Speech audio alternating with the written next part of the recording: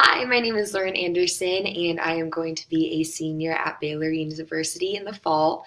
I am taking this online speech class to make sure that I have enough credits to graduate.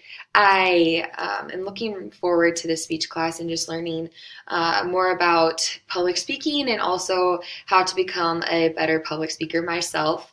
This past semester, I did my internship with Baylor Athletics in the strength and conditioning field and was working with athletes every day. And while doing that, I realized the importance of being a confident public speaker and being confident in front of the audience that you are speaking to. I am from Minnesota and I am home for the summer and I'm looking forward to going on the lake and spending time with my family and my dog Bear. I do CrossFit in my free time and enjoy working out and spending time with my friends. And I look forward to getting to know you all through this online class and hope you're having a great day.